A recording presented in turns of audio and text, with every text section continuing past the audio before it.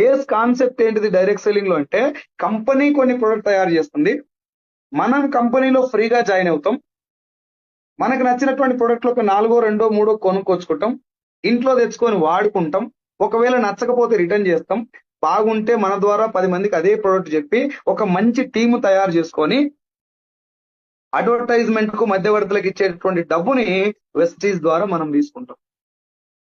ఇందులో మోసం ఏడుంది కాక? నువ్వు మోసపోయే ఛాన్స్ ఏముంది చెప్పిడా? ఫేక్ ఎట్లయితే చెప్పు ఒకసారి ఆలోచించండి. ఏమన్నా డైరెక్ట్ సెల్లింగ్ లో కానీ వెస్టీజ్ లో కానీ ఎవరినన్నా మోసం చేయడానికి అవకాశం ఉంటే నాకు చెప్పండి. ఫస్ట్ నువ్వు నేను జాయిన్ అయిపోయి నీ సబ్బు నువ్వు నా సబ్బు నేను రుద్దుకోవడమే వెస్టేజ్. నీ ప్రొడక్ట్ నువ్వు నా ప్రొడక్ట్ నేను వాడుకోవడం.